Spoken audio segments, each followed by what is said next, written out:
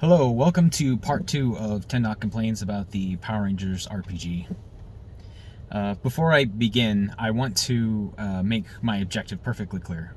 I am not saying that it's a bad system, and I am not trying to discourage anybody from playing it. I do, however, want to talk about all of the things that I find very peculiar with the system, and that's the interesting thing we're talking about anyway, right? Before you buy a system, you want to know what could be wrong with it. And that's why I'm doing this. It's just the most interesting parts of the system. So, with that in mind, let me go ahead and talk about how critical hits work in the Power Rangers role-playing game. A little bit of context. Anytime you do a skill check, you roll 1d20, and then you roll any skill dice you might have, depending on how many skill points you have invested in that skill. If you have 0 points invested in a skill, then you just roll a d20. If you have 1 point invested, then you roll a d20 plus 1d2.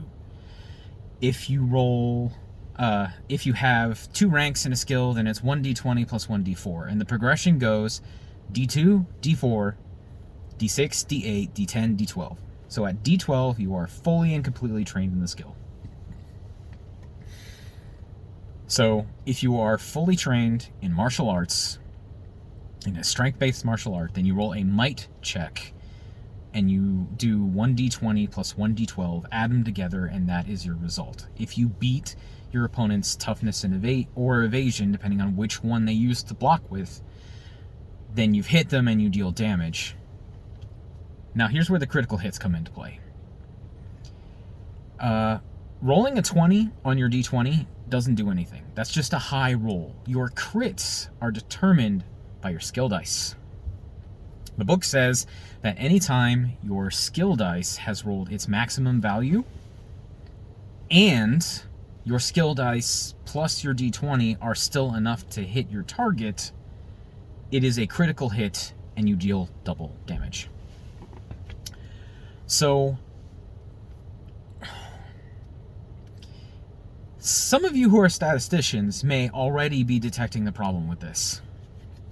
Alright, so let's say you rolled your d20 and you rolled a 20. That's not a critical hit, it's just a very high roll. It means that your attack is probably going to hit your target. Now it's time to roll your skill dice. If you have fully invested in the skill, you're going to be rolling a d12. Well, you don't need numbers 1 to 11, because you already know you hit.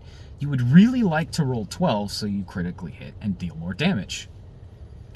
But your chances are under 10%. Okay, so now let's say you rolled a 20 on your die, and you aren't very trained in martial arts. Like, you only put 1 die into it. Your skill dice is a d2. Does anybody know what the chances of rolling maximum on a d2 is? 50%. What this means is, as you level up, your crit chance is going down.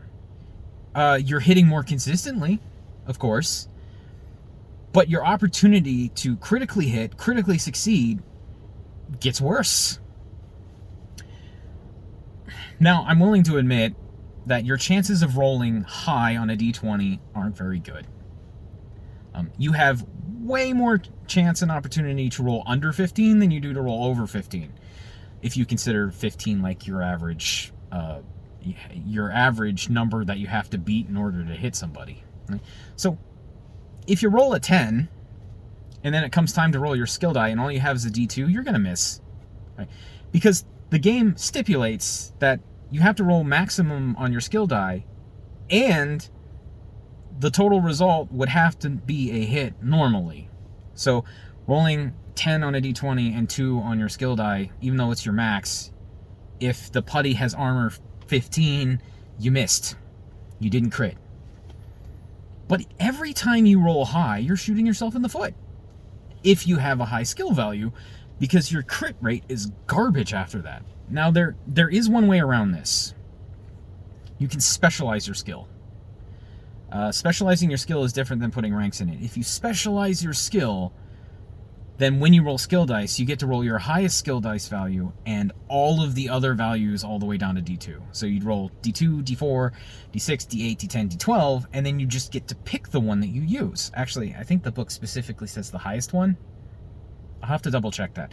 But if you can choose, and you've rolled a 20 on your D20, then and your D2 is maximum, take it. Because you will have crit. I don't like the system. I don't like the crit system. I'm willing to roll with it because I don't know how often it's going to come up, because again, you have to roll very high on your D20 for it to matter that you have low skill investment but get a higher crit. I just don't like the idea that high crits or high values on your skill dice make you less likely to critical hit.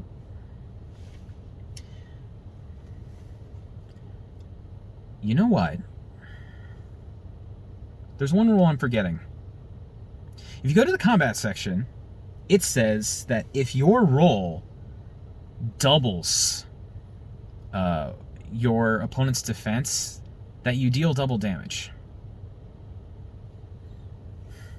That's not quite the same as a critical hit. I mean, functionally it is the same.